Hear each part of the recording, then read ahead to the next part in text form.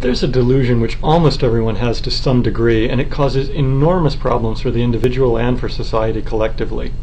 When you think about your life and your possessions, would you say that you're wealthy, middle class, lower class?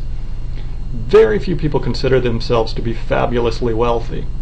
And yet, if you look at it objectively, compared to almost all of your ancestors and almost everyone else in the world, you're fabulously wealthy.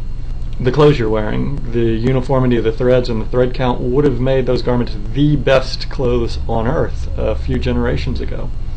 The home that you're living in, I mean, indoor lighting, indoor plumbing, indoor cooling and heating, impossible to even imagine for most of our ancestors, and very few other people in the world have the quality of amenities inside their home that we have. I mean, just simple things like a mirror or a glass window. Only fabulously wealthy people could afford that back in the Middle Ages. Most of our ancestors could never dream of luxuries like this. And then when you consider something like a car or a computer, that would have been the most valuable possession on earth just a few generations ago, before they were mass-produced. When you think about how our ancestors really lived, the wealthiest people back in the Middle Ages might own a dozen books, might have read a couple dozen books in their life. Today you have access to infinite information practically over the internet. You have the ability to travel around the world, see so many different cultures. That's something that no one could have had access to just a few generations ago without enormous expenditure and basically giving up years of their life and taking enormous risks. Back in the Middle Ages, the price of a serf's life, the price of most of our ancestors' lives, was 1 ounce of silver. A serf would work his entire life to save 1 ounce of silver, and then he could use that to buy freedom for his son. That was all that the average person could save after a lifetime of work. Today, no matter what you earn, you can probably save 1 ounce of silver, from a couple hours of work. The way that we live is just fabulously wealthy compared to any of our ancestors by any gauge, and compared to the vast majority of the rest of the people in the world. And yet, most people think that they don't have enough money. They rarely consider themselves fabulously wealthy, when in fact they are. And this causes a number of extreme problems. I mean, first of all, it's a delusion that verges on insanity. The only reason we don't recognize it as an insane delusion is that everybody around us is suffering from it, and so it's seen as normal. Well, the first problem that this insane delusion causes is that almost everyone has at least mild level of dissatisfaction with the amount of money they have. Very few people wake up in the morning and say, "Oh, I am so grateful to be fabulously wealthy."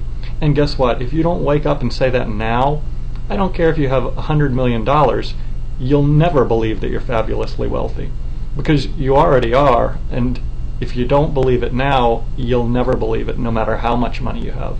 You'll always compare yourself to the people that are living around you, and you'll always live around people with the same amount of wealth. You'll tend to gravitate towards them, probably. And you'll always say that I'm only average, I don't have enough money. And you'll always have a moderate level of dissatisfaction. And there are a lot of people that we consider fabulously wealthy that have this same delusion and this same moderate level of dissatisfaction. More than just a moderate level of dissatisfaction in your life, though, it causes people to lose their entire lives, to be enslaved to this delusion. People go to work for 50 hours a week so that they can afford, some moderate level of additional luxuries because they think that they don't have enough. And collectively, our society is depleting the Earth's resources and doing incredible damage because collectively everybody suffers from this insane delusion. It's not a harmless thing. The other enormous problem that this delusion causes is that it actually makes people far less efficient at really earning money. When you think about it on a large scale, you may notice that pretty much everything in life that you're grateful for, you tend to get more of, and everything in life that you're not grateful for, you tend to lose what you already have. And the same is true for money. If you're not grateful for the amount of wealth that you already have, it becomes very difficult to earn more, and you tend to lose what you already have. Because once you have a sense of lack related to money, then it's very easy for fear and greed to creep into your life. And I think you see this most clearly when you're trading. If the average person, if they lose or gain $50,000 in one day, they'll immediately be subject to fear and greed. If they gained $50,000, they'll think, oh, if I had just leveraged twice as much, I would have gained more. So they'll start leveraging more and they'll blow their account.